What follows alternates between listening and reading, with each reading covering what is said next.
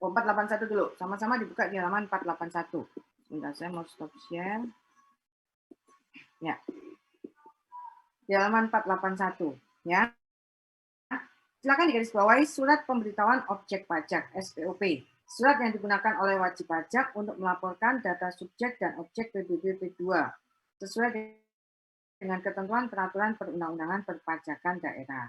Yang pendataannya harus diisi dengan garis bawah ya, jelas, benar, dan lengkap serta ditandatangani dan disampaikan kepada kepala daerah. Selambat-lambatnya 30 hari kerja setelah tanggal diterimanya SPOP.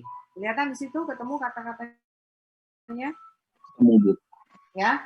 Jadi, kita terima SPOP, kita dikasih waktu 30 hari untuk segera mengisi dan mengembalikan SPOP. SPOP itu ditujukan ke kepala daerah. Ya.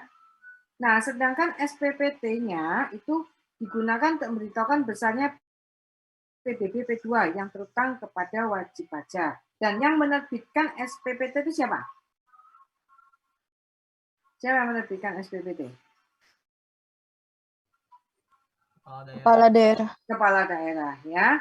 Dan bisa juga dia mengeluarkan SKPD, ya, untuk menentukan jumlah pajak daerah yang terutang. Ketika SPOP tidak disampaikan, lalu berdasarkan hasil pemeriksaan, ternyata jumlah yang terutang lebih besar dari jumlah pajak yang dihitung berdasarkan SPOP. Jadi itu tadi yang dikatakan, kalau misalnya kita nggak menyampaikan gimana Bu? Ya nggak apa-apa, tunggu aja, nanti juga ada surat keputusan, lah lebih repot lagi kalau udah surat keputusan, karena dia akan menghitung sendiri berapa luasnya, ya, berapa luasnya tanah dan bangunan kita, bukan kitanya, karena kita lambat menyampaikan SPOP. Lalu ini, tahun pajaknya adalah jangka waktu 1 tahun kalender, garis bawahi, ya, melihat kondisi awal tahun, garis bawahi di situ, melihat kondisi awal tahun.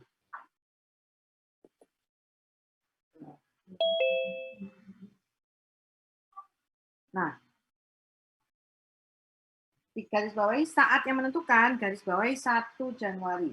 Saat yang menentukan, garis bawahi tanggal 1 Januari. Tempatnya adalah meliputi objek pajak. Nah, garis bawahi ya. Jadi kamu siapkan alat tulisnya sambil garis bawahi sebelum kita masuk ke rangkaian poin-poin intinya.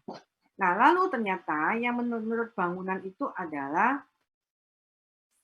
bumi, kamu garis bawahi, bumi adalah, lalu bawahnya. Bangunan adalah.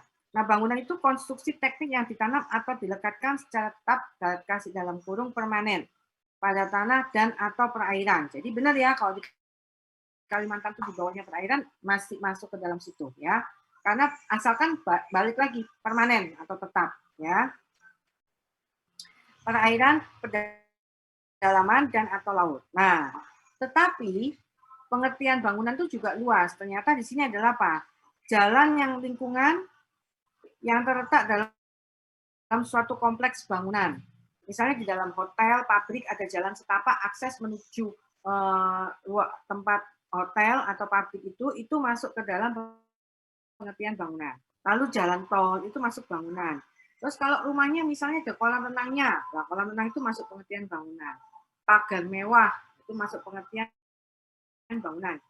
Bangunan mewah itu kalau misalnya buka itu nggak usah pakai kunci, langsung pakai remote, nah itu pagar mewah ya. Kalau disentuh nyetrum, nah itu pagar mewah ya.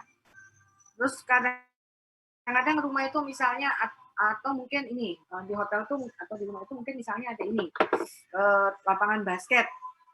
Nah, lapangan basket itu termasuk pengertian bangunan ya.